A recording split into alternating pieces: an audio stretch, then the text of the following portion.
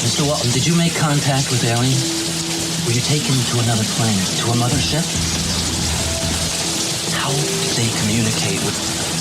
Can you tell me what they look like? Can you tell me how many of them there were? Were you given food?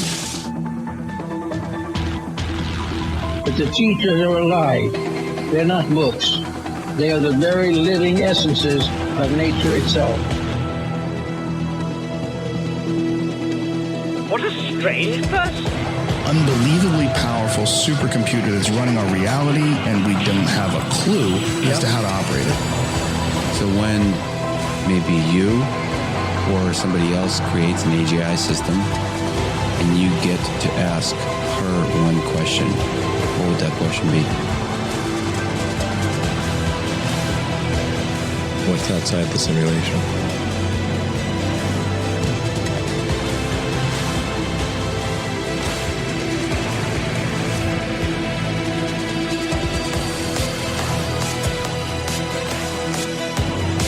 Say in your mind, say to yourself, I am more than my physical body, because I am more than physical matter.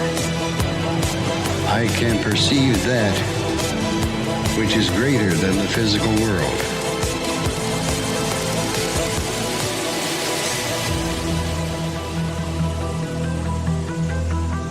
Do not know all the answers to the questions about reality.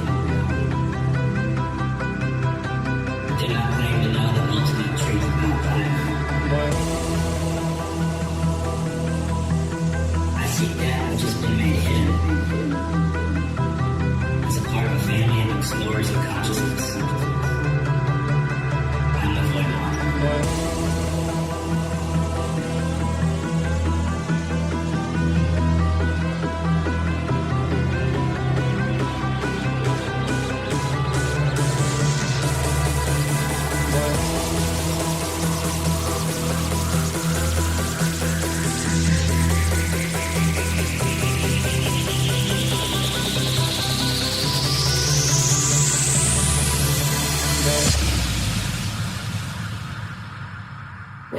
Welcome to Lighting the Void. Well, broadcasting from New York, upstate near the Great Lakes, it's Lighting the Void. I'm your host, Joe Rupin. We are late. Good God. It's probably because there were 3 million devices, I think, this week infected by, guess what? Google, Chrome. Everybody uses Chrome, right? I'm just trying to find somebody to blame for the reasons why I didn't have my computer going. I didn't even know it was frozen. Yesterday, my mic falls off. It's always something in here, isn't it? You know what that is, right?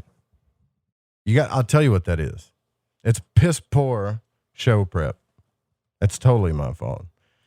Because when you do show prep, you should be like checking all your audio, all your equipment, all your sound stuff, be a pro at it. But I'm still, 800 and something.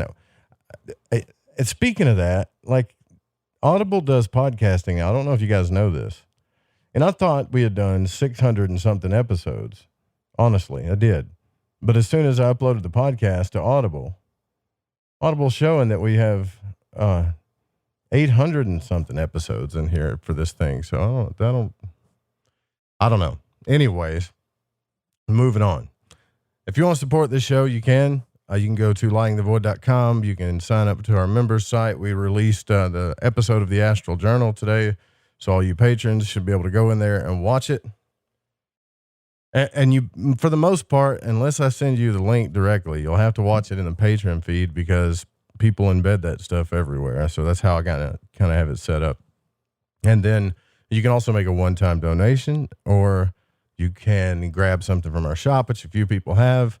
I might do a last minute sale here this past week. I know the altar boxes get $50 off, but I might do a last minute sale on all t-shirts and stuff like that right before the holidays.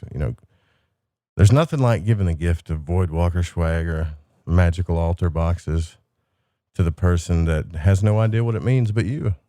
That's what you should do. All right.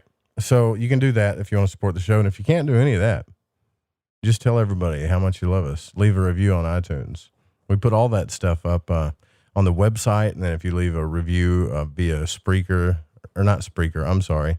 If you leave a review via iTunes or anything, or if you use SpeakPipe on the website, you hit the voicemail button on the About page, you can just leave a shout out here. Okay, so we're catching up with everything on the archives. We're constantly catching up. I got to tell you, though, we're working on the website today, and we're just about getting ready to launch this thing. And all kinds of crazy stuff started happening. And I swear, it's the most frustrating thing to watch when you're about ready to do it. And then I'm reading today about this Google thing, because I was using Chrome browser, and I'm working on it while I was using the browser. How crazy a browser extension, what it can do to your computer. It can destroy your computer, man. Just a stupid extension.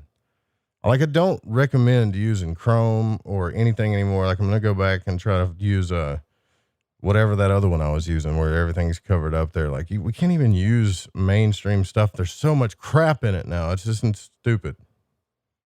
It's stupid. But I don't want to get it going on a rant here. Let's see. I usually have some kind of crazy thought of the day, but since we're running late, I don't think we're going to be able to do that. I might as well just shut up and get on with the show, right? But I do have the main topic of the show, our guest, William Whitecloud. He's going to be coming on shortly. We're going to give him a call during the break and bring him on.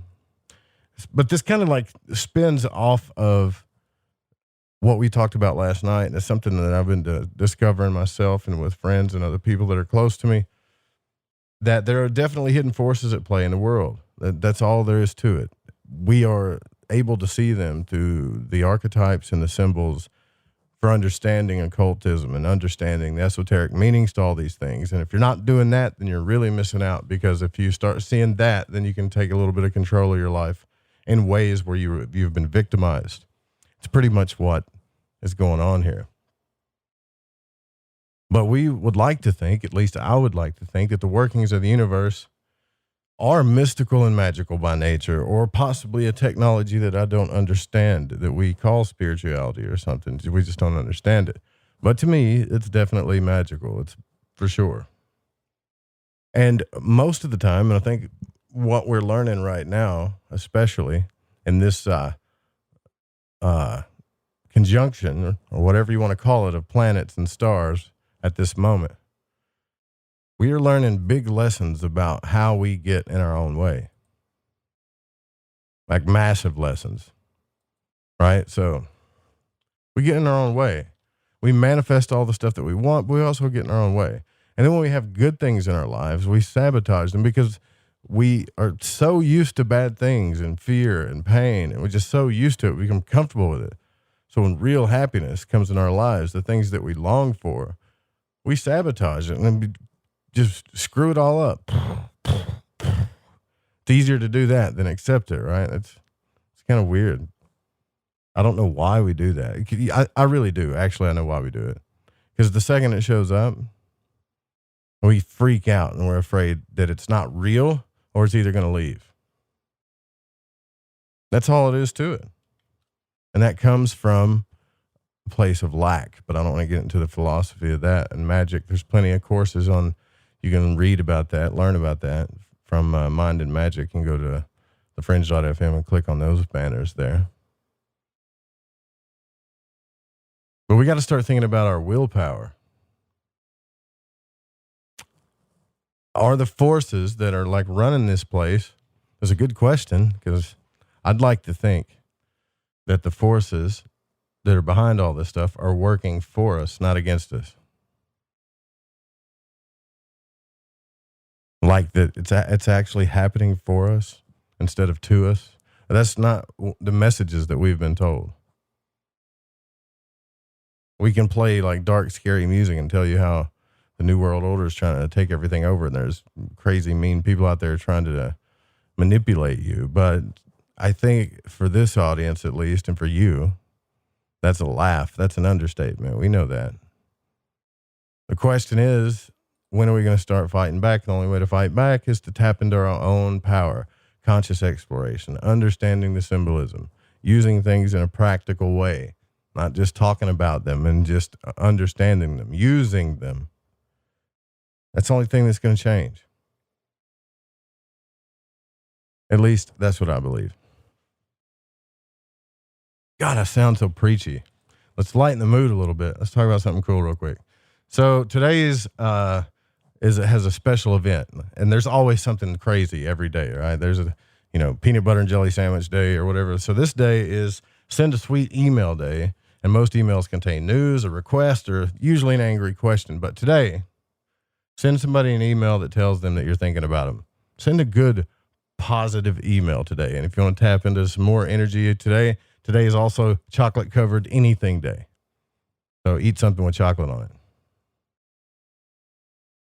Oh, what else? Let me look here. I think the holiday season is pretty cool, though. I don't know. I've already done my Christmas shopping, so everything's good.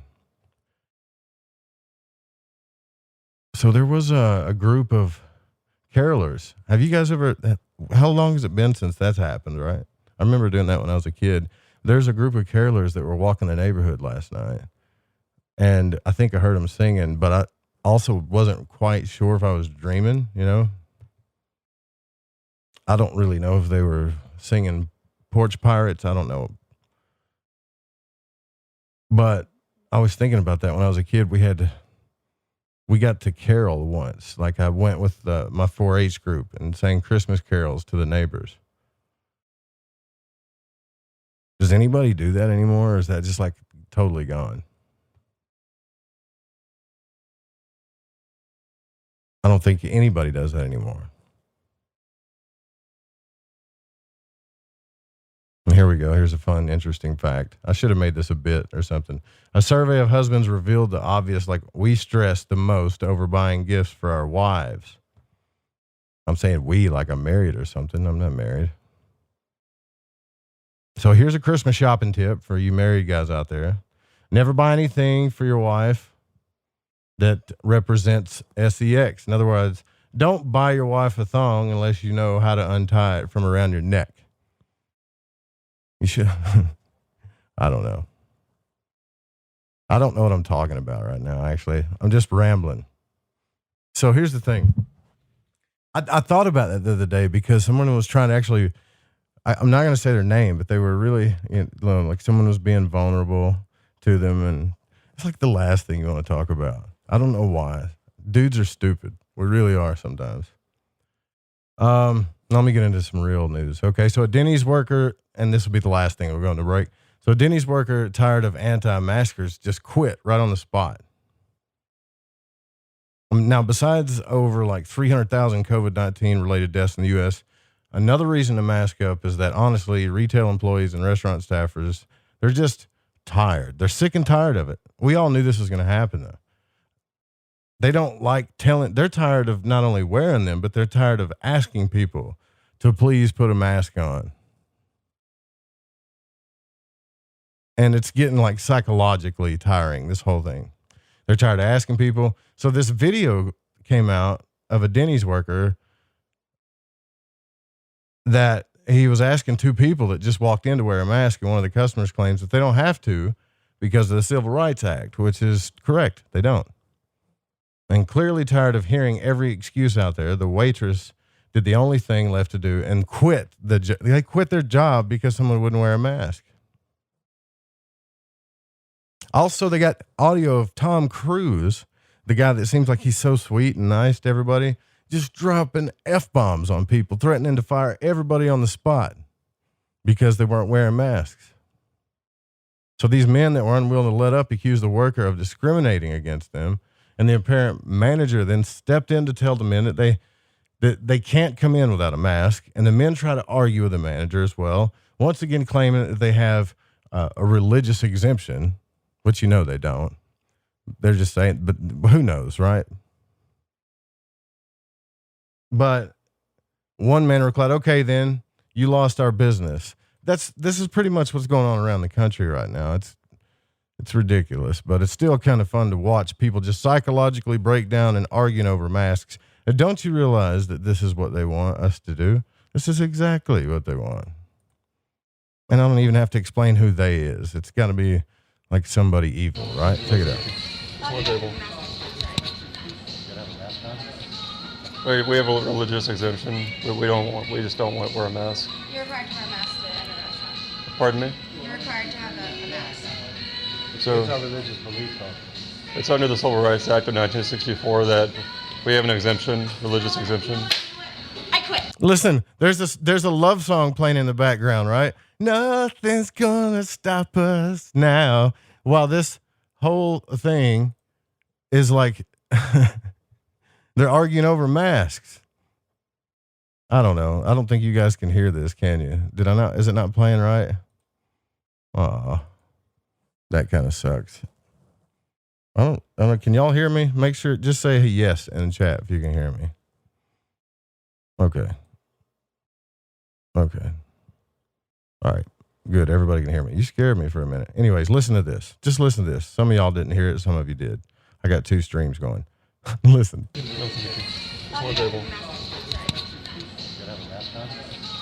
We have a religious exemption. We just don't want to wear a mask. You're required to wear a mask to enter a restaurant. Pardon me? You're required to have a mask. So It's our religious belief, though. it's under the Civil Rights Act of 1964 that we have an exemption, religious exemption. I quit. I fucking quit. What is wrong with you people? Ma'am, we're not Roger, sick. I'm not working for this shit anymore. These guys won't put their mask on. I'm sick of feeling like this. Wait, stop. Why are you discriminating against us, ma'am? I'm not discriminating against And that guy's being all Yes, you are. Roger, I can't do The 80s music isn't working. It's not giving a good vibe. Sorry, you can't come in without a mask. The governor. That's a 90s song, isn't it? No mask, no service. Oh, the chaos Sir, of the USA The today. Civil Rights Act says we can claim a religious exemption for not wearing a mask. We're not sick. No, not here. Okay, and then you lost our business. Okay. We'll go somewhere else. Thank you. I'm sorry. He's Well- filming also, by the way. See what? He's filming this. Is this some kind of like fun act for these people? Put your hand in my hand, baby. Don't ever let go. Isn't the music really like bringing the vibe to make people feel good about themselves? Jesus Christ. This is what's happening all across the country. Or when you go out with me or Ryan Gable shopping at Wegmans. Either way. Anyways, look, we're late. I got to call my guest. I was late. I'm sorry. I hope you forgive me. We'll be right back. Don't go anywhere. More Lighting the Void. Hey, Fringe FM listeners, did you know that when you're on the road with limited data or no Wi-Fi available, you can still listen to every minute of the Fringe FM by calling 701-719-3971. No smartphone app or internet needed. Saves your data plan and no extra cost if you have unlimited minutes. Call 701-719-3971. That's 701-719-3971. Listen to the Fringe FM on any phone, anytime, anywhere. AncientLifeOil.com. That's AncientLifeOil.com. Are you stressed? I mean, who isn't? Anxiety creeping in? No, not that. Is sleep hard to attain because your brain just won't slow down?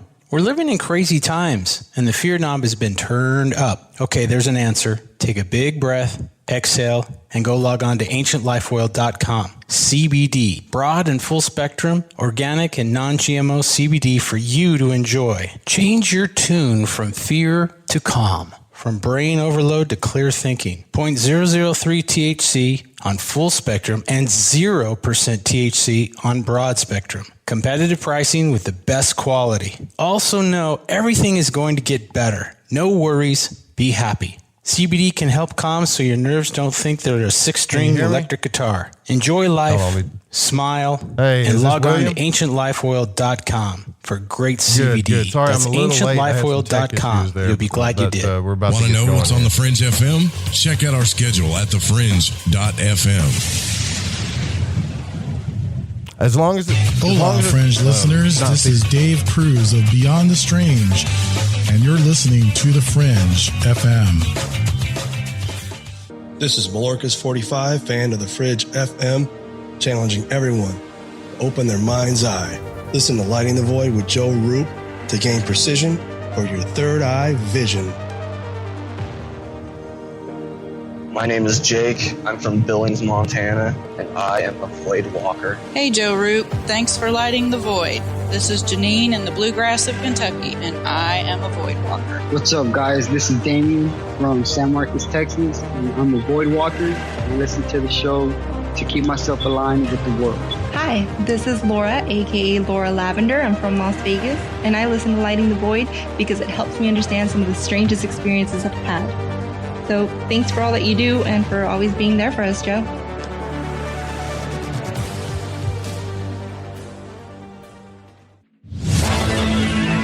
Hi, this is Kronox from Belgium, and you're listening to Lighting the Void with Joe Roop.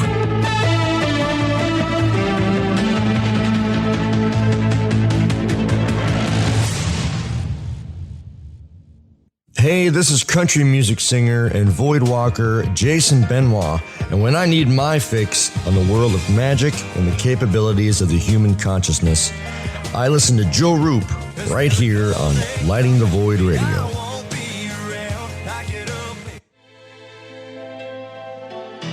Born out of the alchemical tradition of Paracelsus is a medical tradition called Spagyria. Though not many people practice this work today, Phoenix Aurelius has been researching and teaching this work for the last 15 years, and he needs your support. Hi, I'm Phoenix Aurelius, and I'm the founder of the Phoenix Aurelius Research Society, where I perform modern scientific research on the methods and techniques of Paracelsian alchemy and Spagyria for health, wellness, agriculture, ecology, and more. All my work is 100% funded by the public, so if you like what I'm doing and you want to support my research, please consider making a purchase of spagyric medicines from my apothecary, fund your own spagyric IDF wellness research, or participate in my group study or one-on-one immersion courses so that you can learn how to perform this work for yourself. I want to thank you in advance for your support. Visit thefringe.fm/alchemy research and enter coupon code FRINGE and receive 15% off anything and everything on the website. That's thefringe.fm/alchemy research. And thank you for doing your part and keeping alchemy alive in the modern day.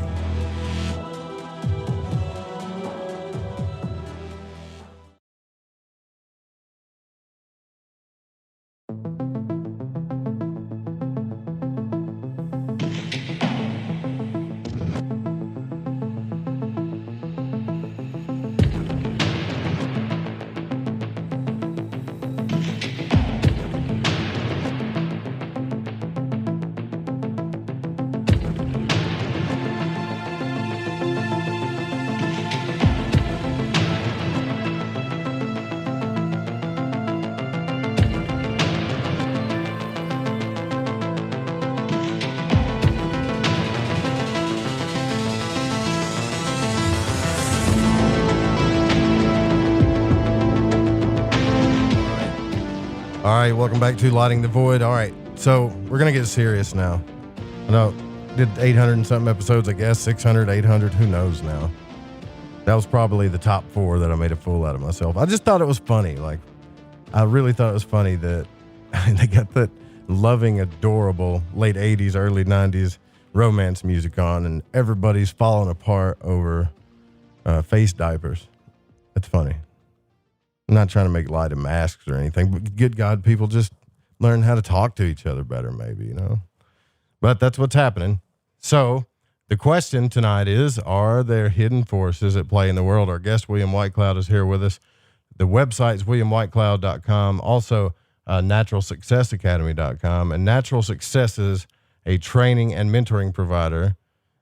And William was founded, this Natural Success is a training and mentoring provider and was founded by best-selling author William Whitecloud, who's with us tonight, who published The Magician's Ways and The Last Shaman and most recently Secrets of Natural Success. Now, he's got 25 years experience in teaching this method and now teaches the Natural Success Advanced Trainings. He's based in L.A. With his family, where he spends his time writing and developing film projects. And this method is based on William's revolutionary 5 steps to becoming a genius. Natural Success is all about empowering people to unleash their genius and highest level of consciousness. The groundbreaking method is based on alchemy, structural creativity, and super consciousness, which I could use a little bit of today. Thanks for coming on, William. It's good to have you. Thanks for coming on the program. Thanks, Joe. Thanks for having me on. I'm very intrigued. Lighting the Void, happy to be here. Well, we're happy to have you. So tell me, how did you come across this method? And I'm really interested in alchemy too, creativity and the superconscious. We talk a lot about alchemy, magic, manifestation, Carl Jung, astral travel. So where did all of this get started for you? Well, as you said, I've been going 25 years, and 25 years ago was the culmination of a very long-term illness that I suffered that was undiagnosed and also, no cure for, because nobody knew what it was. And it was really bad and literally took me to my deathbed. But right at the end of that period and that situation, I met a man, totally by accident. I met a man who professed that he knew, what was wrong with me, and I thought, I thought he was full of it, because I'd seen experts all over the world and been turned inside out, and no one knew what the hell was wrong with me.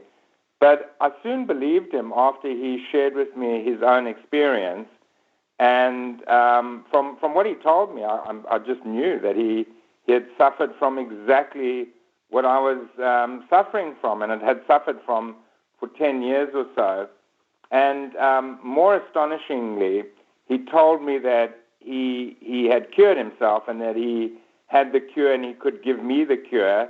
And so I was very sick, but I did perk up and pay attention. And he told me, it's a little less straightforward than what I'm going to say now. There was a bit of a method to it. But basically he told me that I should start eating red meat and drinking wine and having a few cigarettes every day and a few coffees, and that would fix me up in no time. And those were all things that I hadn't had for years, because I was just trying to purify myself all the time, more and more, which was what was suggested and what I believed. And anyway, I had nothing to lose, so I tried out what he suggested, and I got well instantly. It took me a few months to sort of clean up the sores on my body and put back on the weight and all that. But my mental acuity and, just my energy, everything, my well-being came back really very quickly. And, the really interesting thing about that was I didn't ever, through that experience, I never ever believed that there was any efficacy in the properties of those substances that he suggested in the cigarettes or the caffeine. It don't sound or the right, wine, does it? Or the meat. But, what occurred to me, though, was that there was something about the way I'd been paying attention that created my reality somehow, that I'd been so focused on being sick and trying not to be sick and trying not to die, and I was just getting sicker. And then I just went, what the hell, and gave that up, and then I got better. So I realized that, it occurred to me that there must be some way in which I pay attention that determines how things go for me, but I didn't know what that meant or how it worked and that. But I really seriously intended to find out, and I began a kind of a bit of a lifelong search to figure it out. But, very quickly I realized that there were whole, sort of movements dedicated to this. It's kind of like the personal development, the manifesting New Age kind of movements, that proposed all of what I was thinking, that your focus creates your reality. And, I began a study in that, and I've, pretty much, I think I've kind of by now got a pretty good handle on it. But I've been, I was studying that and refining my ideas about it for a good 20 years. And that's the basis of what I've got figured out and what I write about and what I teach. So when you say becoming a genius, is that like just a play on words, or are you talking about like real genius level stuff here? Well, it's not genius in the sense of like the smart, intellectual, rational IQ that people can apply the term genius to, but genius as it's historically understood is that we all have a brilliant creative spirit that is capable of figuring out, understanding, and realizing and creating beyond what we rationally capable of. And if you look at, I mean, my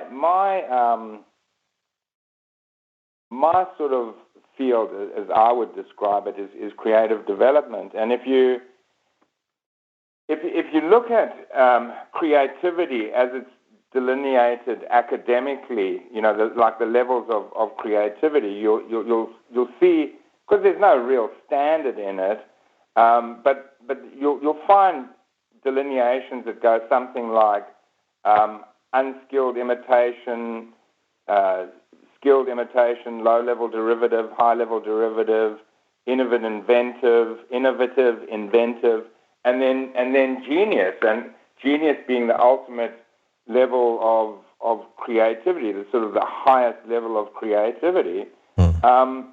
Which if you define creativity again, it just means the ability to make connections that aren't normally made. To see what normally isn't seen, to see the $1,000 bill lying on the pavement and pick it up, in whatever you're involved in and working on. Like a definition of genius, one dictionary definition of genius is that you don't have to be taught what you're working with, what you're involved in, that it comes from within yourself. And if you look at the levels of creativity, the lowest levels of creativity are imitation, and then the middle levels of creativity are derivative, and then the highest levels of creativity, the genius levels, are innovative and inventive. So it's just highly creative. So a genius is anyone who's brilliant and gifted in any area.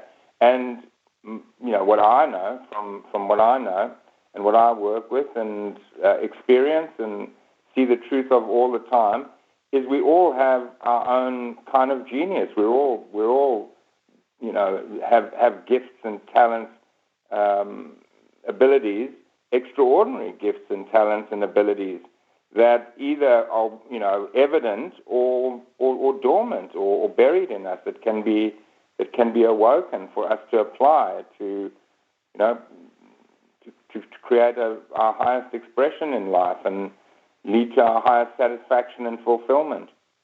And that because I heard you mention the hidden forces earlier, and for us that's a lot of what the hidden forces are. That forces within ourselves. Yeah, I'm on your website and I see this, what you're talking about. It's kind of like when you wake up to the potential of yourself.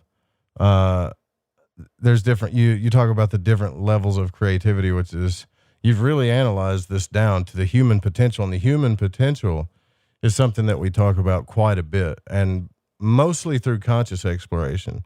But I don't think you could get to know about the stuff that you know on your website here, the styles of genius, the levels of creativity, the plan, all of that, without conscious exploration and experience. I'm sure that had to have happened, but you guys got to go check out the website's naturalsuccessacademy.com so you can see the outline there, what I'm talking about. How long does it take for someone to open up this potential, do you think? Well, a lifetime, Right. I mean, fully, but, because we like onions, there's just endless layers to who we are. But also the short answer is people can very quickly,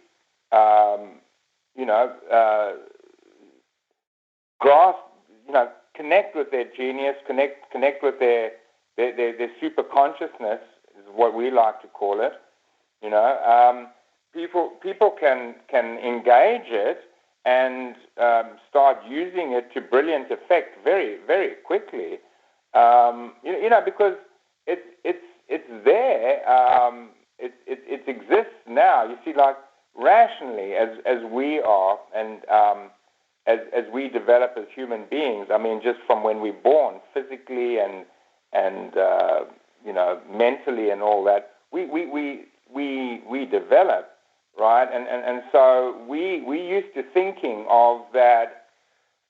Everything, has to get developed, right? So everything has to grow, just like we grew in our bodies for, I don't know how long, 18 years or 16 years or something, and our bodies grew for that long, and our minds developed over that kind of time. So we think of growth and development as linear and sort of takes a long time to get the hang of something. There's even these theories that I've heard, like the Malcolm Gladwell thing of, it takes 10,000 hours to become an expert at something. The Beatles played their music for 10,000 hours, and then they became brilliant, and, whoever does whatever for 10,000 hours, and then they become a genius at whatever it is. And I don't agree with that, because you're a genius before you were born, and you're a genius after you die. You're a genius forever through all time and space. Your genius doesn't develop; it exists. It's there all of the time, And so the base, you just need the base, the rudimentary ability to start connecting it, and very quickly you can be achieving extraordinary results. But, I train a lot of people. I've been training people for, well over 20 years and coaching people. And right now I have a coaching, private coaching practice where, we call it the Razor's Edge. And, it's coaching people in serious superconscious power and ability, to use their superconscious power to create extraordinary results in their lives, and I mean, really extraordinary results in their lives. And I can have people come in without any knowledge or training or anything like that, and even in their first year, they can be really, doing extraordinary well. But after a couple of years, I mean, that they're just really going to be very masterful in they're going to be masterful alchemists, as maybe you would put it, because it is. It's like it really is the practice of alchemy. As I understand it, what I'm talking about is all about alchemy, because the most essential, to me, the most essential alchemical precept, the bottom line axiom in alchemy is that you make the fixed volatile, and then you make the volatile fixed. And, what that is a reference to, as from everything that I can tell and all my studies and understandings, is that we live in a fixed rational perception, that's based on our identity, our conditioning, our beliefs, all of that we are subject to, and it's pretty solid, and we walk around with this solid egoic orientation that's pretty fixed, pretty set. And they say you make the fixed volatile, so you loosen that up, and you rise up into, out of the Negreda into the Albedo, into the light. Talk about lighting the void. You rise up into the light, and that's your superconscious. That's your intuition into this volatile world where you have superconscious realization, and you grab, you grab that, you take hold of what you realize in that consciousness, and then, fix it. You bring it back to earth. You earth it, you ground it, act on it, follow through on it, and apply it, apply that higher perception. So, I mean, that ability, what I'm talking about here, people can get the hang of that pretty quickly, but certainly within I would say 2 years of training in that, be really masterful in that, and be using it to make fortunes of money, or great works of art, or whatever it is that people want to apply it to. Yeah, it doesn't seem, and we got to stop programming ourselves. I was just talking about at the beginning of the show, it's like one of the simplest programs that we do, like you're talking about. You got to work 10,000 hours before whatever, or it's too good to be true, or whatever, that kind of stuff. Just having that, you could learn how to manifest in the best ways ever. But if you can't get those things out of your head, it's going to be hard, and I think we need help. We do need help. We need connection or training or people to remind us instead of shaming us every time, because I think we have to have some type of compassion and empathy for people that have been through so much that they've been programmed that way. Not shame them because of what they're saying, but help them reprogram in a understanding way. I think we could start there, I agree, but also the thing is that in my experience, everyone is programmed, right? Yeah. Everyone, and without really realizing it, and that's what I realized when, at first, very successful people who are, that I perceived as very successful, Joe, who were making, like a lot of money, and had very good businesses going, and that I would look at and go, wow, these people are geniuses, and they're very successful and they're very clever and whatever, right? And they approached me and asked me to coach them, and I thought, well, why do they need me? But I soon learned that it doesn't matter how smart you are, how gifted you are, how well you're doing. You can always use help. You can, someone outside of you can help you see what you can't see yourself about the limited ways that you're thinking and seeing things, and that you're locked into. It's like I always say, it's like tennis players that reach the really top levels, and they win these grand, like playing at the Grand Slam levels at the U.S. Open or Wimbledon or the French Open or something, that level of tennis player, and go, well, they're so good they don't need coaches, but actually they do. They have more coaches than anybody else, because these people outside of them can monitor them and feed back to them how they're playing, what they're doing, that they can't see themselves until they're told, and then they can correct their game, they can correct their play. My point here is that we're all conditioned, and it doesn't matter who we are.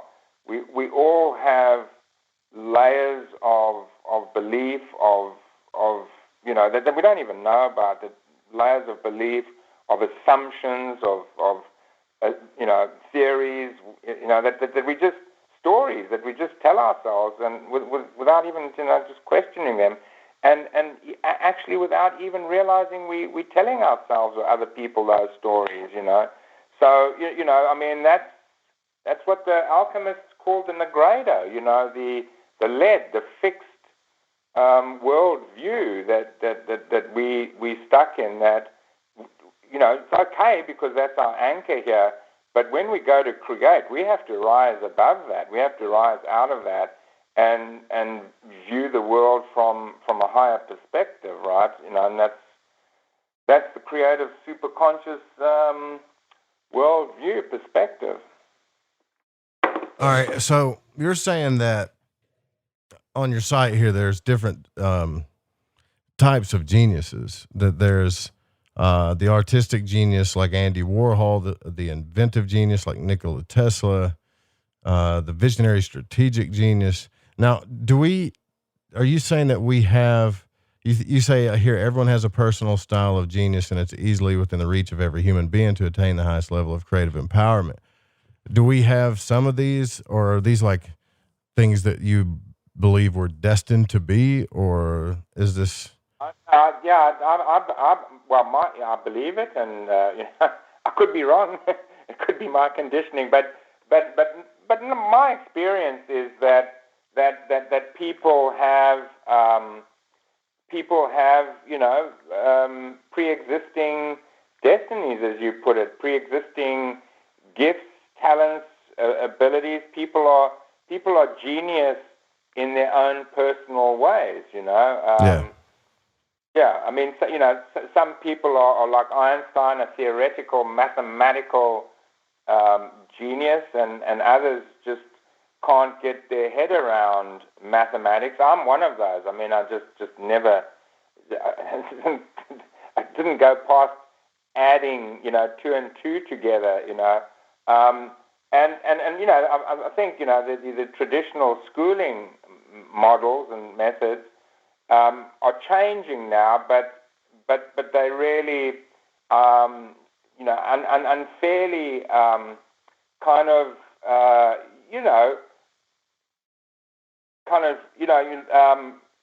shamed people against their own natures, because there was only really one way of being intelligent, one way of being, genius, and that was usually in that mathematical sense, that you could pass the regular IQ test, or how you went in that regular IQ test. But as we know, we really more and more understand there's many kinds of different types of genius, right? I mean, like Elon Musk, who started with his success in PayPal, and then he's got Tesla now and SpaceX, and I mean he's a genius, quite obviously, and he quite recently, famously said if he had to go back to college now, he'd just do an arts degree, because the kind of intelligence that's going to be useful in the coming future is creativity, and particularly intuition and the old rational types of intelligence. We've got machines that will do that for us, and our usefulness is going to be our creativity and our intuition. And,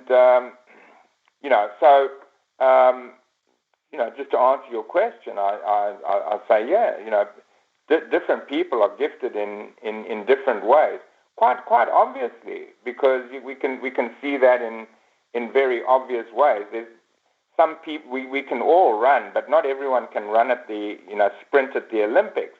There's some people who are very especially gifted in that way. So it's just obvious we're all just, talented and gifted in different ways. But the thing that I will make a stand for always is that everybody, it's not a cliche, everybody is gifted, everybody is talented, everybody has, what we could call superpowers. Everybody's a genius in some way, and that genius, following that genius and applying that genius is what will fulfill you in life and highly satisfy you in life, and reward you in every way, emotionally, materially, financially, whatever. And we see that, I mean, I work with all kinds of people, right? And the old thinking is, you can't make money as a writer, and you can't make money as an artist, and there's only certain kinds of geniuses that and talents and that really pay off in life. So it's like, just get a regular job, a conventional job that will pay your bills and that, and then maybe have what your passions and interests and talents are as a hobby, and that's just another conditioning. That's just another belief, another assumption that we're all bought into. Because I take on people that are artists and musicians and people in these sort of fields that supposedly don't pay in life. You can't make a living doing those things. And when I meet these people, they aren't making a living. They, some of them, they really aren't. But when they tap into the gift, in a powerful way, then it all turns around for them, and it actually does. And all those assumptions are just proved to be wrong. Yeah, I think that we are just now starting to round the corner when it comes into learning that what we're capable of. We've idolized so many people that have shown us what the human is capable of, and it's time for us all to tap into it. I'm glad that you're being called to do this and listening to it yourself. In a way, I think that's a type of genius. An ability to listen to what you're being called to do and moving into that, because that sounds simple enough, but it's really not. It's not easy at first. You know what I mean? Well, yeah, no, I do know what you mean. Because because we're living. We're living separate from our power, separate from our gift, from our talent, from that what I call a natural ability. There's the side of us that is suited to, gifted in whatever, that if it is given if it's given the latitude, if it's given the freedom, to go, if we can get out of our way and give that side of us a go, it can create phenomenal results in our lives. But we have to learn, first of all, that it exists, that it's there, and then we have to learn how to get out of the way, because the old way in which people do things, their old way of their old approach, their old way of doing things is totally in the way of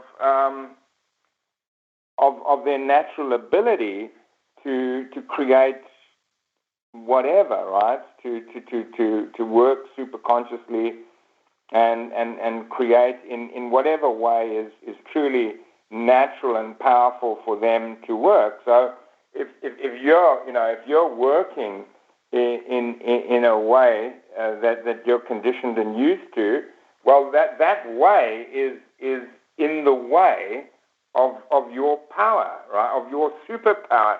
So it can't go to work because you're in the way. And so getting out of the way is a trick, is a technique you have to learn. There's things to learn, and we really very subject to some, I would say, very crushing, very disempowering assumptions. Generally, we're all subject to our own personal stories and beliefs and misconceptions and assumptions. But societally, we're also subject to some very debilitating, crushing, disempowering misconceptions. And I can give you a few. You see, one of the most disempowering misconceptions that we're subject to is the idea that tension is bad, that conflict is bad. And I don't mean that conflict and fighting is good, not in that sense, but in the sense of inner conflict, in the sense of tension.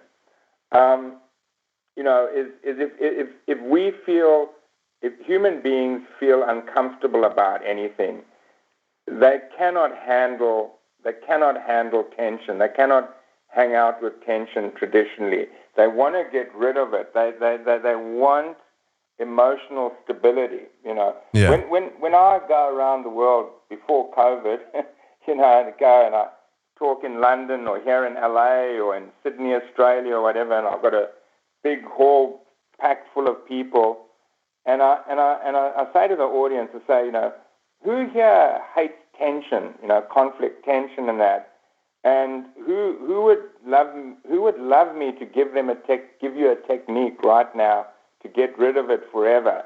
And everyone leaps to their feet. I'm not kidding. You can't imagine how excited people are. Yeah. They leap to their feet and they're waving their hands and they're laughing, going, me, the whole hall. And then I say to them, well, you're all screwed. You're all screwed because tension is the driving force of creativity. It's the juice, it's the petrol, it's the gas of creativity. Without tension, you don't have. So the thing of getting rid of tension destroys creative ability. It destroys. Yeah. It makes you stagnant. It makes you go sideways. It makes you stuck. It makes you not manifest things. I know. I've actually been talking about this all week, and you're exactly right, man. Like, it's a synchro actually that you're talking about this. I think this is the one thing that disempowers us the most because they've gotten us so used to what Napoleon Hill calls the hypnotic rhythms of comfort that we can't. Yeah. We've become addicted, even if it's a miserable comfort and we're in a negative environment, we don't care anymore because it's too much of a feat to have to deal with it. When it seems what created this country were not just men, but men and women and people that dealt with tension day in and day out. Like we've made things just too damn easy for us, and now we're sticking ourselves that way. And the whole world runs on alchemy. And that's why I'm glad you talk about it, because the whole world runs on this force of gender, of male and female, trying to get to each other, or the tension between the two forces of the universe that creates it. And that's what creates stuff in our life. So if we get to this place where we're just stagnant or, with comfort, what happens? What manifests? Nothing. Well, you see that. You're so right, Joe. Funny you've been talking about that all week because, it's the thing, you see, because there's a few things that happen with tension. Tension's an attractive force. It's a magnetizing force. If you want to, go into the whole manifesting thing. Yeah.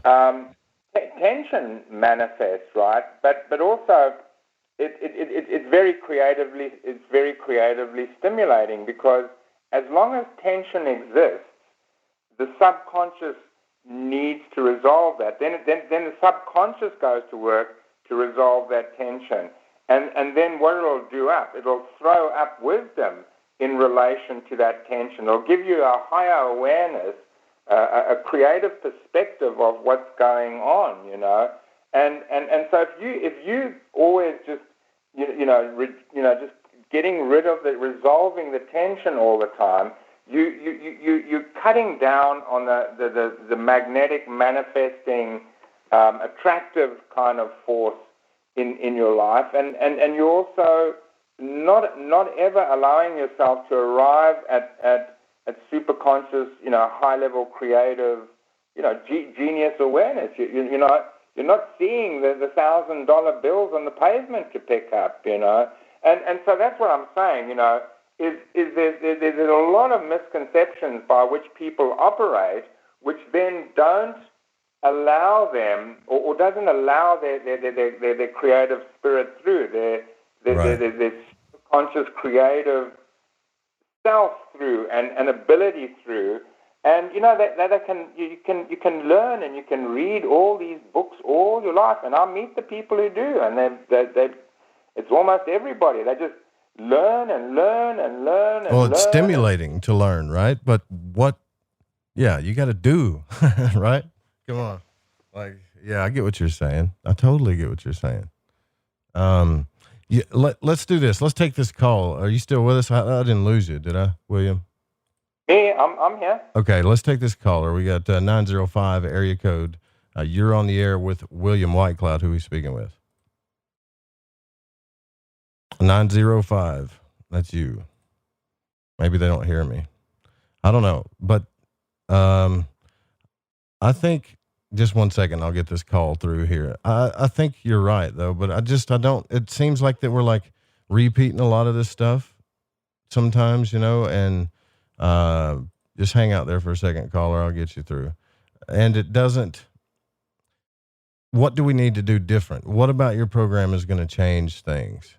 That's going to allow people to stop reading? Is there something in there that kind of forces them to do the practice, or is it a different method of teaching that you're showing them?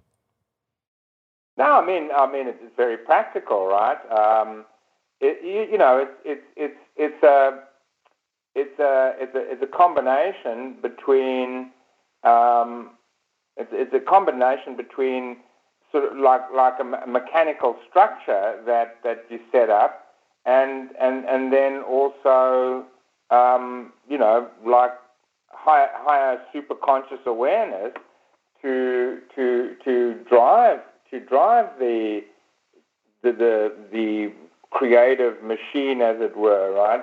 So I mean, when people come and start and learn with me, they're going to learn what they learn is like the mechanical aspects of creating, how you structure your thinking, your consciousness, to approach things in a creative way, in a way that compels the end results you're seeking, that compels those end results into being. And also you're going to learn the intuitive awareness that you need to just to be able to see at a deeper level what's going on, so that you can you're able to discern in a, let's just call it in a much clearer way, what is going on actually, the truth of what's going on a deeper level, for you to address, that will support what you're creating. And so it's this combination between the mechanics of creating and the self-awareness that fuels it. So it's very practical. It's extremely practical. We just did. I just did now with COVID. As soon as it started, actually, this whole lockdown around the world in March, or the end of March, I just threw the doors open. I just made my course available for free all over the world. My foundational 5-day course, which we couldn't do live, so I just took it online and turned it into a 5-day course, and 4,000 people finished it. Oh, wow. Over the course of the year, we in 3 rounds we took thousands of people through it. Not everyone sticks it out, but 4,000 people, just over 4,000 people did, and we're just hearing phenomenal results from all over the world. 60 countries, people from 60 countries participated, and just the feedback of how well people handled the year, the situation they were in, how they thrived through all of this, through that practical creative power they were all enabled in. Right. So it's very practical. It's very practical. I understand. Yeah. Well, that is the point of doing it, is the practice here. I think I have the caller back to here. 905. Can you hear us now? I can. All right. Can you hear me? Yeah. Who are we speaking with? Where are you calling from? This is Kaz from Canada. Hello, Mr. Whitecloud and Joe. How are you doing tonight? Good. What's on your mind? Listening to Mr. Whitecloud, I just like to know his thoughts. A question for him. I think we all get in not states of a low frequency, but a state of a flux frequency. So if you have a question that's on your mind, and you don't know what it is, and you go and do something. All of a sudden, boom, 5-10 minutes later, maybe the next day, it comes in your mind. And I've recognized that after that happens for a certain amount of time, I know that, like, I didn't consciously think of the answer. So, where does that answer or messages come from? And is the only difference between a genius state of mind, like Einstein or anybody, and someone that isn't genius yet, are these people able to just recognize these messages and allow them, hone them, enhance them in a more natural way that consciously they might not be able to recognize? And B, what technique would you suggest to doing that? Go ahead, please. Hi, Cass. Well, there's a lot in your statement/question there. I mean, you know, this whole thing of you think of something and it pops up in your mind. It's exactly you know, the thing that I was talking about earlier about tension is that if you have you know, something that's exercising your mind, that is what the mind does. That is what the subconscious mind does when it's exercised. It pops up answers because it has the answers. It's connected to all the answers through all time and space. So when you exercise your mind, when you concentrate on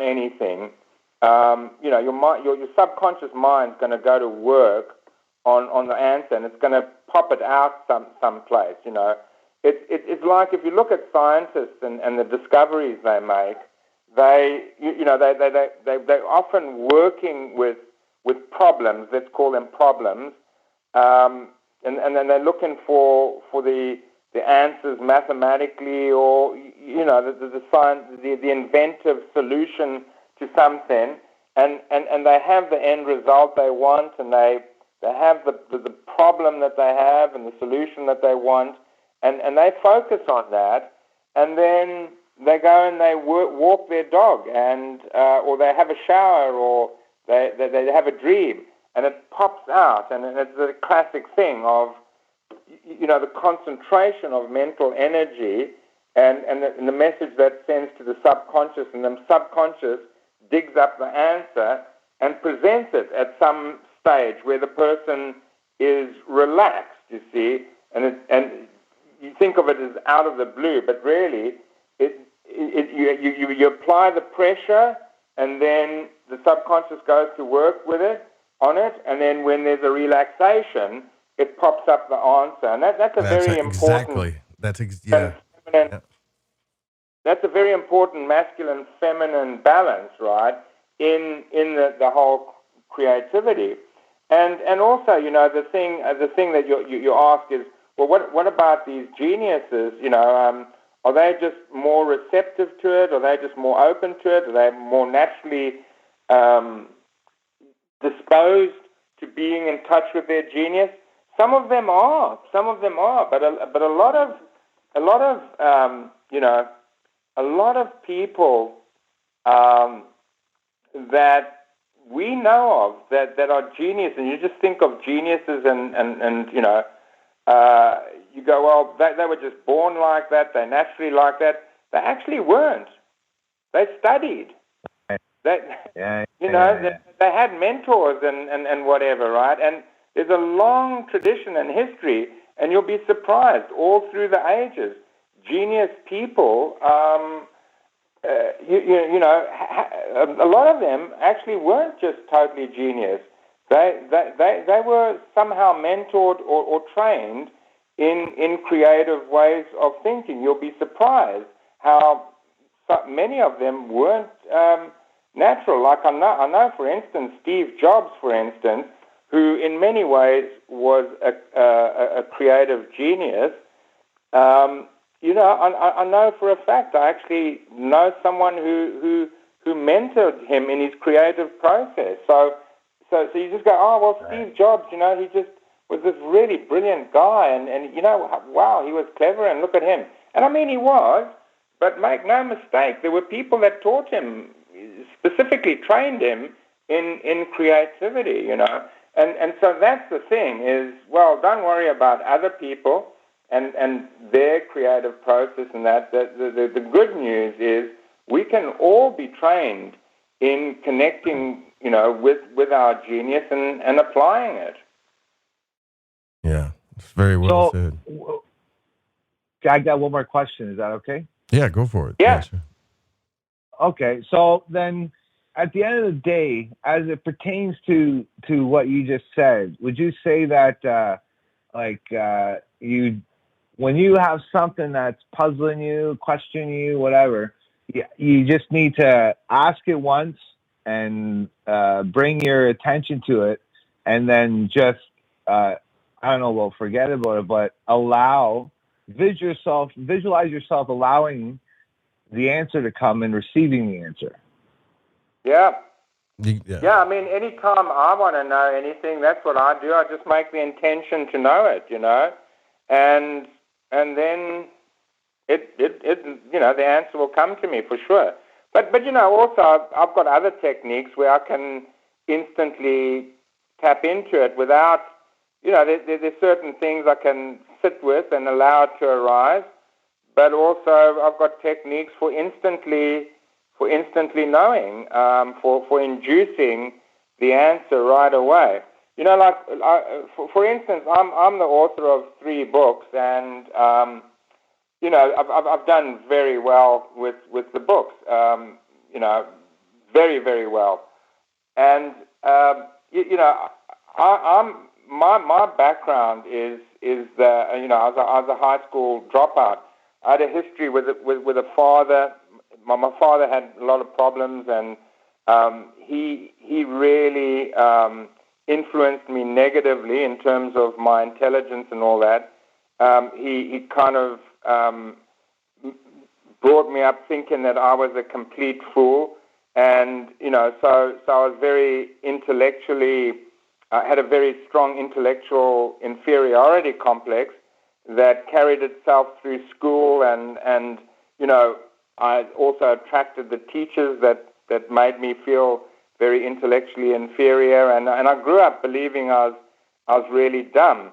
So I never finished school, and you know, I had no education, so uneducated, and so on paper I should have been destined to be on the social scrap heap, really, you know. But I've done very well in my life, and fortunately, through actually, you know, discovering alchemy and coming to understand the principles of alchemy, and you know, just understanding that no matter what I experience about myself, and my story is about myself, there actually is a part of myself that is, you know, genius and is you know, perfect in every way already, needs no development, is standing by with all of the answers. And so the first time I decided I wanted to write a book,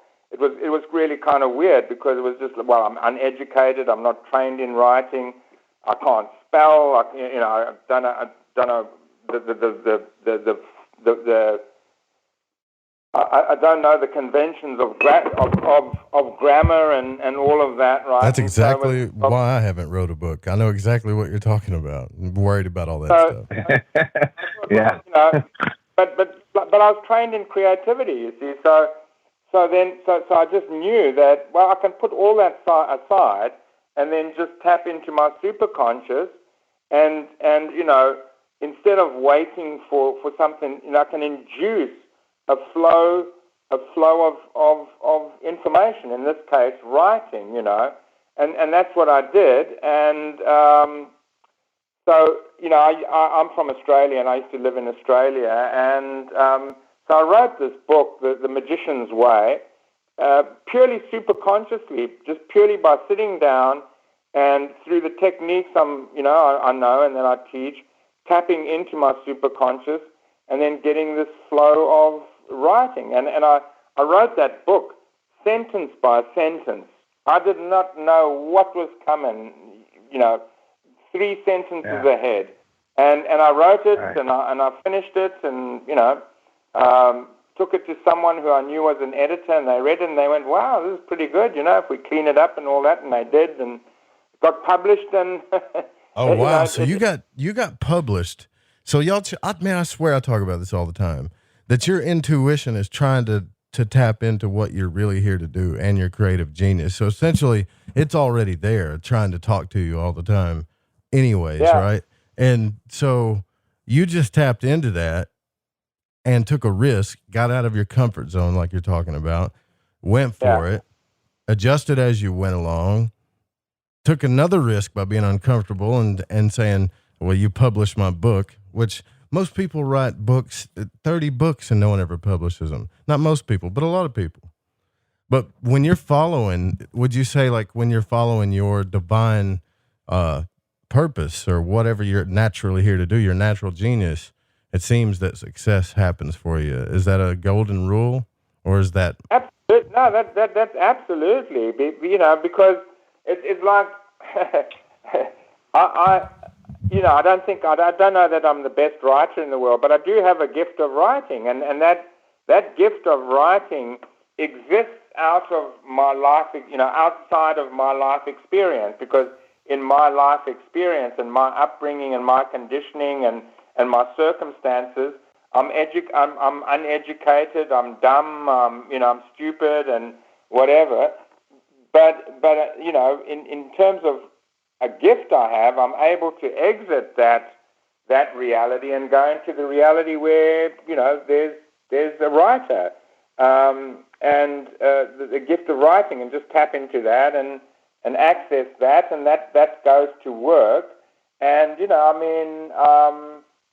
what can I say? I've not sold millions of books, but you got published though. That's not done very well, and my books have made me millions and millions of dollars, and given me access to a life that I was never supposed to live. It's like so, and got me into filmmaking and all sorts of things, and so Joe and Kaz as well.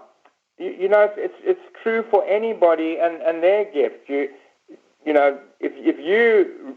you get in touch with your gifts and they go to work, in terms of whatever they are, you're going to shine and succeed equally in whatever it is for you.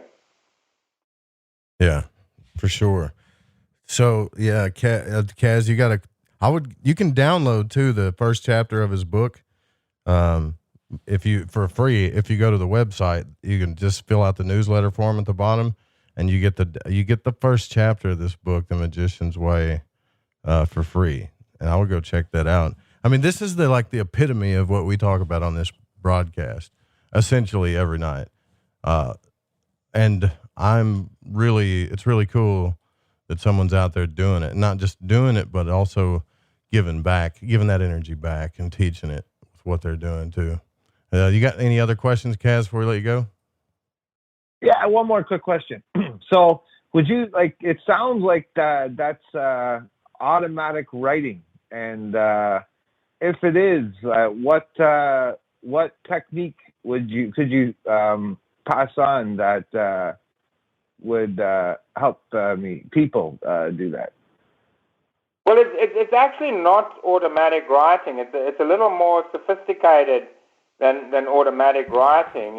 It's actually a system of it's a little more sophisticated than that, right? It's a system of in terms of the writing, and I teach writing, by the way, and I've helped people write serious bestsellers. I mean, I taught someone who'd never written anything in their life, and they came and did a writing course with me because they wanted to write plays. They thought they'd take up playwriting, came and did a course with me, and the first play they ever wrote won the Play of the Year in England. I mean, in England, that's the home of Shakespeare, and they won the Play of the Year, right? So it's phenomenally powerful stuff. But there's more to it than this. But just very simply and basically, when I write, and the secret of my technique and my writing is that I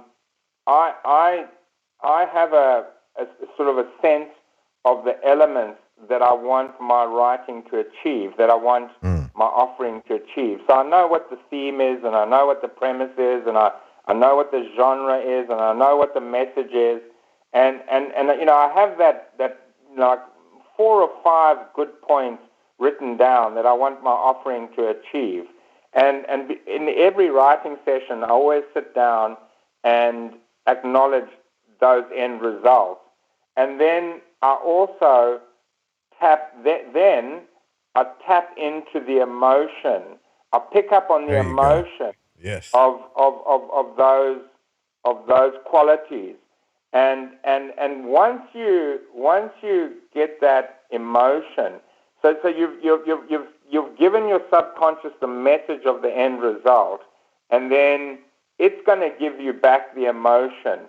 And if you feel into that emotion, then the words just start flowing. And in that sense, it's like an automatic writing, but it's much more sophisticated, I think, than just a straight automatic writing, than just going with the flow.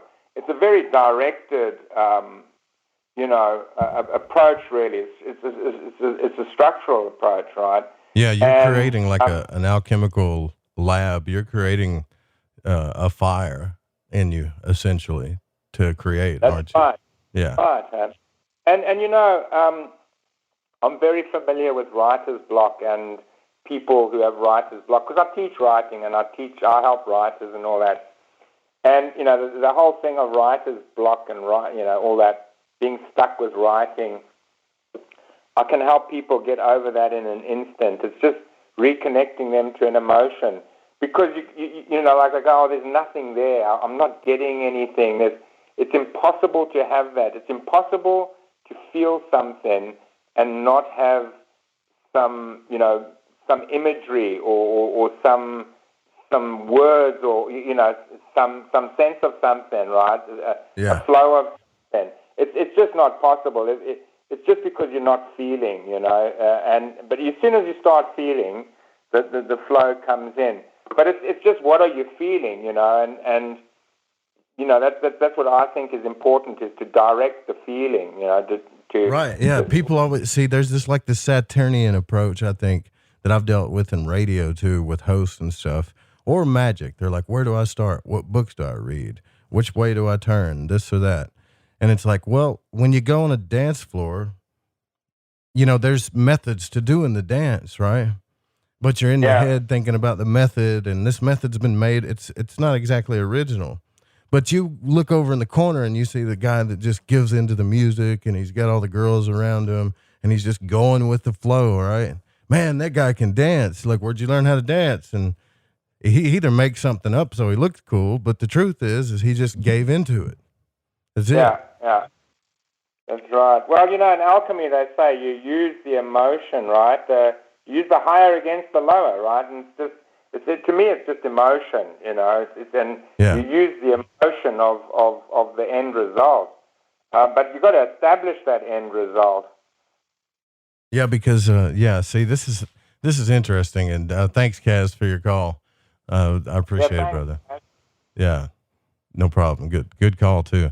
See, this is interesting. Essentially, I think this is what's been hidden from us in so many ways for so many reasons. Is the old wisdom of hermetics with the law of gender. You hear people talk about sexual alchemy and all this stuff, and there's a lot of books that talk about the physical act of it, but it's not like that's the mundane. It's not really mundane, but the energies of the masculine and the feminine are in everything. I mean, the Spanish language, the words have masculine and feminine, stuff like that, and it's creative too. So, when you are able to tap into that within yourself, you create tension within yourself because you have a desire that for an outcome. Then you specify the outcome, you visualize it, launch a rocket of desire, and you create your own universe, basically. You know? Yeah, the tension, that's right. And Kaz was saying, what the trick is and all that, and I just gave the briefest sort of outline there. But what I didn't say relates to what you're saying now, Joe, is that with anything, in any creation, but it applies to writing a book, is establishing that structural tension, that creative tension, by it's like that alchemical thing, axiom of truth, love, and wisdom. So that if you hold the tension between where you are and where you want to be, and like for me, my tensions are that I'm illiterate, I'm ignorant, I'm uneducated, I have huge inferiorities about writing and beliefs about I can't write. And that's what I am. That's my sort of base nature, that's my leaden nature, and that's where I am, that's what I believe in that. And then I have the vision of the offering that I want to offer the world, what I want to create, what I want to result. And there's that tension between where I am and where I want to be, and I choose where I want to be over where I am, and then hold that tension, and that's my foundation, and I hold that all the way through the creation, whatever I'm creating, and in this instance I'm talking about a book, and there's that tension, and that tension is, as you say, I've directed my subconscious, I've sent the directions in, and my subconscious goes to work, and overall ensures that I come up with some good material, and that I meet, because as you said, getting published is not an easy feat. No. But if you meet the right person and they go, wow, I love this, I'll publish this, I was very lucky. The first book I published was published by, New World Library, which is Eckhart Tolle's, and Deepak Chopra and Joseph Campbell. I mean, they published the elite, the real cream of writers, and Mark, the owner, Mark Allen, the owner publisher, right? And he just loved my book, and so he's like, yeah, well, I'll publish it, That's so cool. And that's all part of what you create with that setup, It's what you write, who you meet, the luck you have, all of it, right? How much doubt, let me ask you this, on a level of 1 to 10, when you got done with your book, and this is what I'm trying to teach here at this show too, when you got done with your book and you went to the publisher, what level of doubt did you have that it would happen? Did you have any? Did you have a lot? Did you have any doubt at all? I didn't have any doubt at all. I didn't have any doubt at all. But essentially, you knew. I live with a lot of doubt, but doubt doesn't matter, right? Doubt is irrelevant, because that's just your human nature, and you have doubt, and it doesn't matter. It's your focus that counts, right? But but in the case of going to New World Library, because I'm from Australia, and New World Library are here in California, Novato, California. I had a friend who's a book distributor in Australia, and I said to him, who do you know who would publish this book, who'd be interested in publishing this book? And he said, there's only one person in the whole world who will want this book. I said, really? He said, yeah. I could give you a list of names of people to approach, but you'll waste your time. I'm going to give you one name. Mark Allen from New World Library. Don't see him. and the guy was just so confident, right? He was just so assumptive that I just thought, I just believed him, and I believed in it. I just had this, they're going to take it, My only doubt was what kind of deal I'd strike with them, It didn't matter to you at that point, though. You wanted to get your baby, you wanted to get your creation out there, didn't you? You wanted it out there. That's right. That's right. Because he said, listen, I'm not even going to give you a deal. What are you talking about? You're nobody, right? I'm going to publish it for you. That's the deal.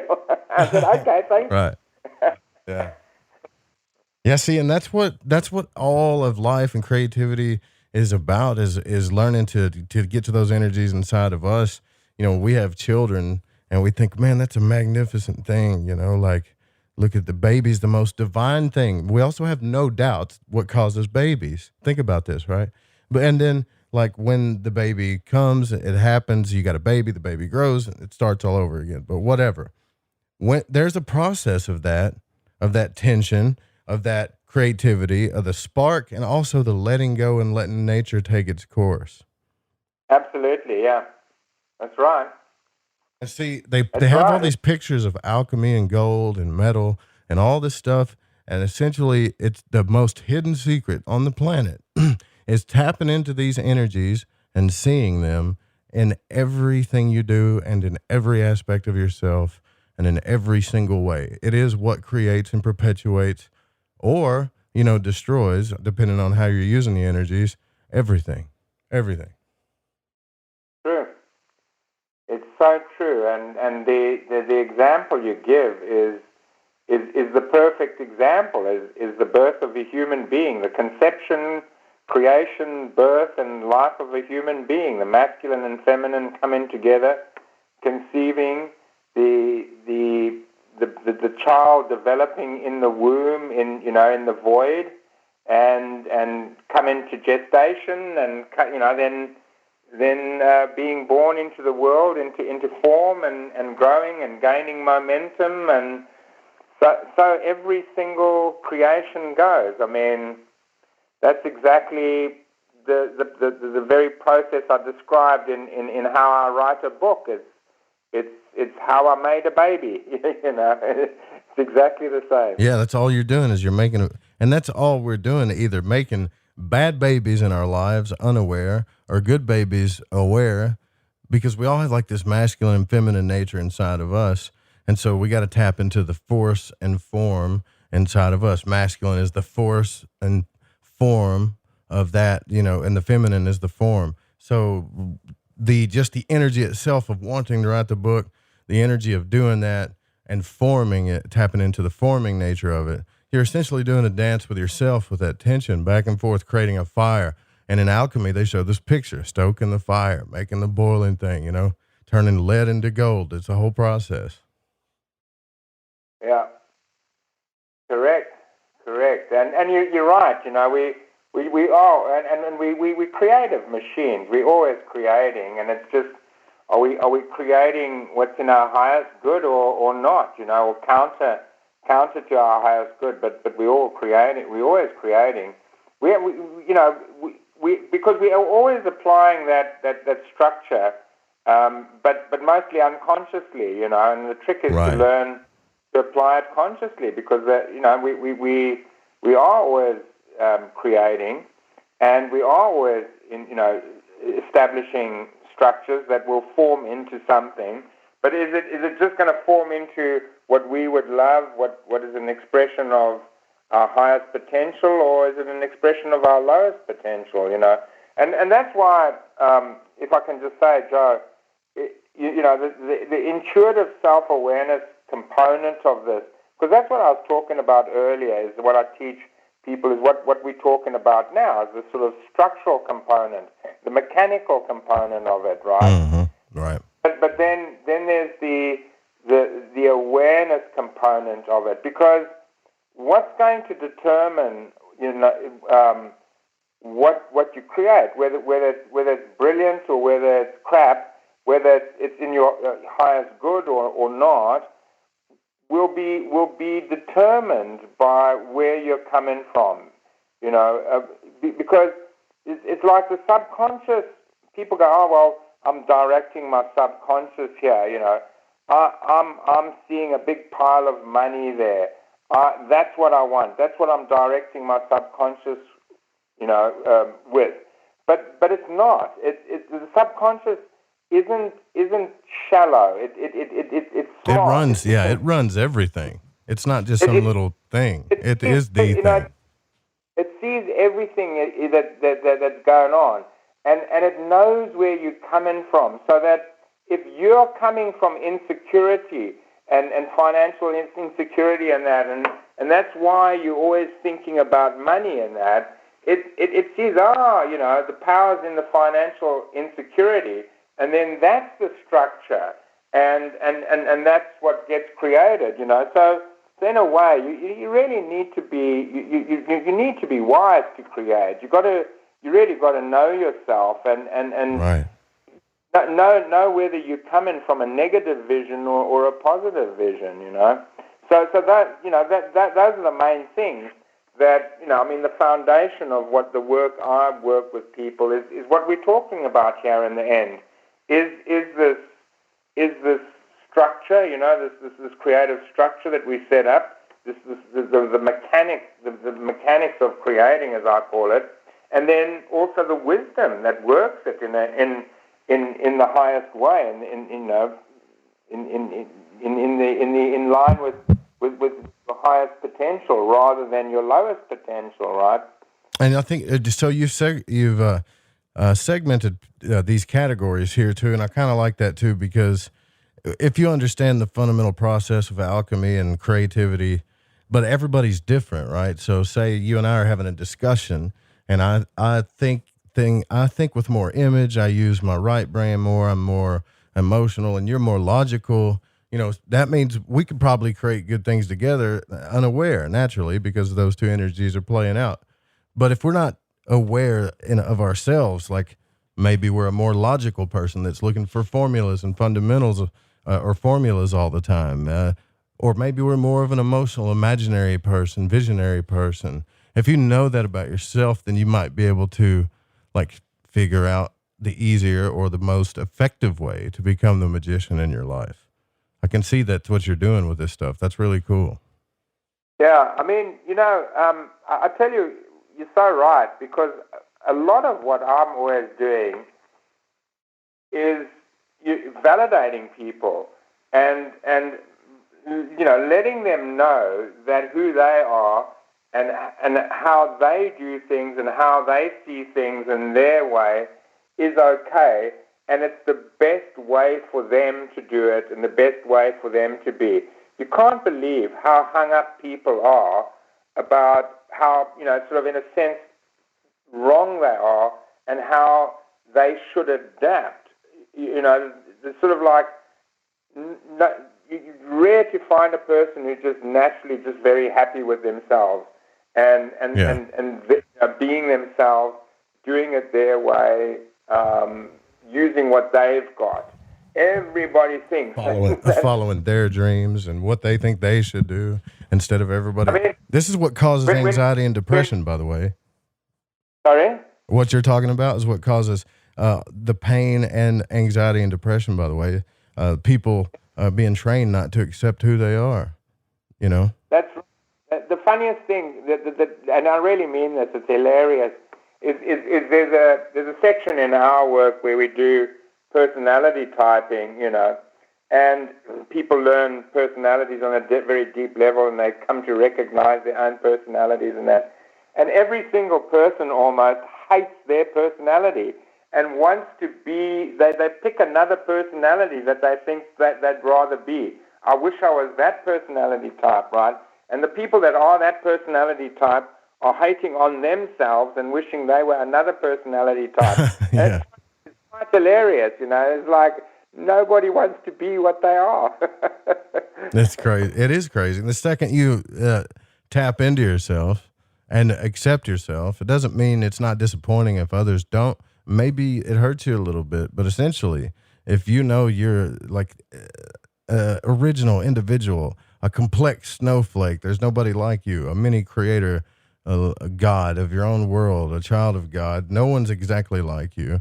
So no one's ever going to get you all the way anyways. Until you become happy with that, and then tap into these energies and everything that you're talking about here and start really narrowing down. Okay, what am I good at? What am I here to do? I can know this thing I could follow now. And things that just start happening for you. And then when things start happening for you, the doubt gets smaller and smaller and smaller. So they become easier and easier and easier. Right. But it's a long road, it seems, from there to there to some people, Yeah, as you say, you just start and you begin applying it. We don't have the benefit of a visual here, but it's great when there's a visual. But there's sort of two spirals in life. There's a negative downward spiral, and there's a sort of positive upward spiral in what I know, and it's like the thing that we're born into is belief creates reality, reinforces belief, creates reality, reinforces belief, and that belief creates reality, and then it reinforces the belief. Mm-hmm. And it's kind of like a downward spiral. It just concretizes itself and fixes itself. And then the way out of that, the sort of upward, the upward draft, the upward thermal, if you like, like an eagle catches a thermal and then goes around in an upward spiral, going ever higher and higher. It's where you learn and you apply what you learn, and it gives you, great results, and that encourages you to lean into it more, and then you have more success and, more better results, and off you go, And I've been going in this thing now for 25 years, Joe, and honestly, it was as good, what I know now is vastly more than in the first year, but I didn't know better. The first year was as good as the 10th year, and the 10th year is as good as my 20th year, and the 20th year is as good as my 25th year. Even though now I know vastly more, I have vastly greater ability, I have more resources behind me, but I didn't know that in my first year. I was, just what I was, the very first things I was learning and successes I was learning, they were as fantastic as, my life then that I was opening up into, and the magic I was experiencing was as fantastic in the first year as it is in the 10th year. Wherever you, that's the beauty of the journey, is wherever you're at on it, if you are in the journey, if you are in that upward spiral, out of the lead, rising up, into the albedo, into the light, if you, wherever you are, it's just incredible, You always think, wow, this is as good as it can get, So then it gets better, right? Because you're It's not as though it's like a destination that you'll plod along until you get there, and then it'll be fantastic. It's actually fantastic from the first steps you take. Wow. I wish I had a little more time to talk to you, but we got to get out of here. Can you tell people how to find your book? Just plug everything that you possibly can, because this is like what the show is about for sure. Thanks for giving me the opportunity to plug. If you go to Amazon, whatever you are, Amazon.com or Amazon.ca or wherever you are, and William Whitecloud, just type in William Whitecloud, or my books, The Magician's Way or The Last Shaman, my most recent one, where it's probably the most codified book in terms of what we've been discussing here, The Secrets of Natural Success. And also, if you just Google me, William Whitecloud, it'll lead you to my website, naturalsuccessacademy.com. Naturalsuccessacademy.com is officially the official URL, but williamwhitecloud.com also leads there, So check out the website and check out the books. And if you join my mailing list, in March we're going to do another one of these free foundational courses that you can get on board and do the course and get mentored, and all for free. It's a fantastic creative foundation. I was saying, over 4,000 people completed it this year for free and loved it, got so much out of it, and we're hearing incredible stories about how people's lives have changed and solid foundations they've created for themselves, applying, what they learned from me in that foundational course. So everyone, welcome. Come join us in March for a free training. And you know, it's spread out. It's in the comfort of your own home. It's online in your own time. So there's plenty of time and space to do it in. It's a great format and structure, and you get free mentoring along with it. It's a fantastic opportunity. Wow, you guys, yeah, this is a cool show. Thank you for coming on again. Hopefully we can have you back sometime. We can get a little bit deeper into this discussion. Thanks again for coming on. Yeah, thanks for having me, Joe. Great meeting you and great talking to you. I didn't realize we were going to be so simpatico. I didn't know. I didn't realize this was your area. So it's great. I love it. Yeah, Thank you. Yeah, I love. Well, I'm tuning into this stuff too. Essentially, this show's been my ride, learning this stuff and opening up to it as I go along here. So yeah, it's kind of every show is a synchronicity, including this one. So yeah. So thanks to you and thanks to Kaz also for generating a bit of the conversation there, and all the best and happy holidays to all the listeners, hey? Yeah, thank you. And you too. Happy holidays to you too. Bye-bye. Thanks a lot, Joan. Yeah. Fascinating, man. This is what I'm telling you guys. This is what we're getting into here. Learn this stuff. Go to naturalsuccessacademy.com, WilliamWhitecloud.com. Go to our website, lightingthevoid.com. It's time to tap into your potential. Explore your own consciousness. There's really cool stuff out there. A Night Stalker will tell you that. You can read comic books and use your imagination, and it's awesome. And then you can go and you can create it too. That's what you can really do, COVID or not. Anyways, I'm pumped. We'll see you guys tomorrow night.